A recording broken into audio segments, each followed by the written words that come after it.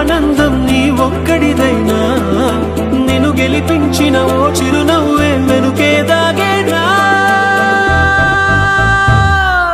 ఓ ఊపిరి మొత్తం ఉప్పెనలా పొంగిందా నీ పయనం మళ్ళీ కొత్తగా మొదలైందా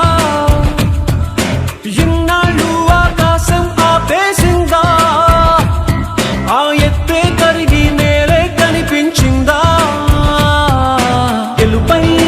గెలుపై నీ పరుగే పూర్తైనా గమ్యం మిగిలే ఉందా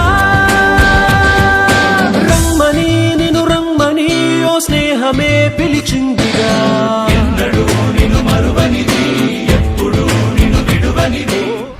ఇప్పుడు విచ్చేసినటువంటి పెద్దలు నర్సారెడ్డి గారు ముఖ్యంగా మేమున్నాము అని వెన్ను తట్టి సదా మా తమ్ముడుగా ఉంటామని చెప్పేసి ఆ ధైర్యాన్ని ఇస్తున్నటువంటి సిద్ధార్థ్ పటేల్ గారు మరియు కల్వకృష్ణ గారి కూడా సందీప్ ఫ్యామిలీతో సందర్భంగా ముఖ్యంగా ధన్యవాదాలు.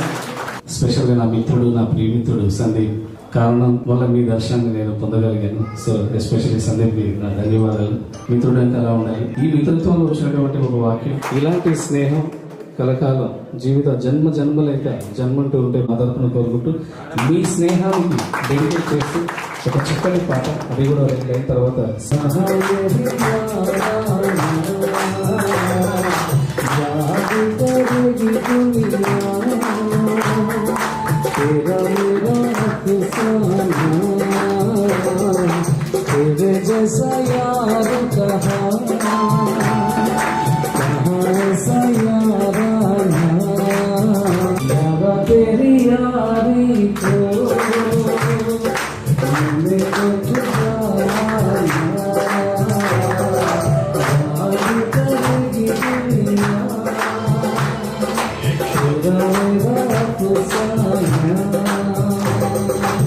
మీ స్నేహాన్ని మీ కొంచెం డెడికేట్ చేస్తే పాడుతున్నాను.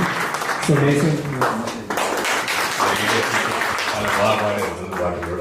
నిజంగా మీరు అంత దూరంకి వెళ్ళి 12 గంటలకు బయలుదేరి ఇక్కడ నాకు వచ్చింది చాలా చాలా సంతోషం. ప్రతి ఒక్కరికి శిరస్సు వచ్చి నమస్కారం.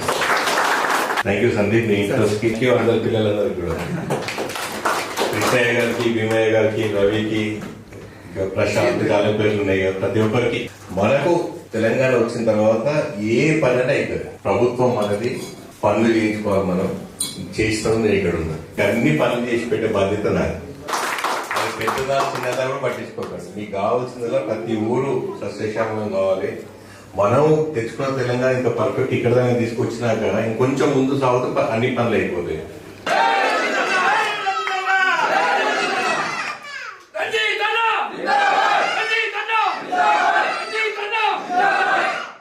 థ్యాంక్ యూ అమ్మా. మీ అందరికీ ధన్యవాదాలు. అంత దూరంకి వెళ్ళి వచ్చి ఇంత టైం కేటాయించి నా మీద ఇంత అభిమానం పుడుతుంది ప్రతి ఒక్కరికి మరోసారి కృతజ్ఞతలు చెప్పుకుంటున్నా.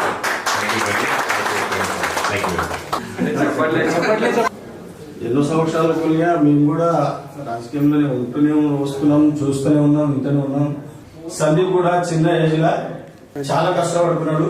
అక్కడ మారుమూల ప్రాంతంలో అయినా ఈ ప్రజలకైనా ఇక్కడ అన్నగారి కోసమైనా ప్రతి విషయంలో ముందుంటాడు.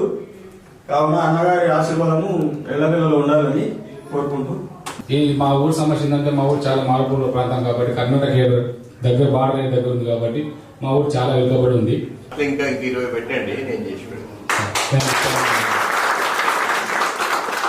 రంజిత్ రెడ్డి సార్ అంటే చివరిలో ఒక పార్లమెంట్ సభ్యుడుగా తెలంగాణకు ఎట్లా ఉందో అలాంటిది ఇంతకుముందున్న ప్రతి ఒక్క నాయకులు కూడా ఎవరు మేము ఊర్ల నుంచి వచ్చినటువంటి ప్రతి ఒక్కరు కూడా ఎంత ఆవేదనతో వచ్చిండ్రో మీ దగ్గర వచ్చేసరికి మీ యొక్క మాటని మీ యొక్క వెల్కమ్ ని చూసి సంతోషంగా ఉన్నది సార్ చాలా మంది అందరికి.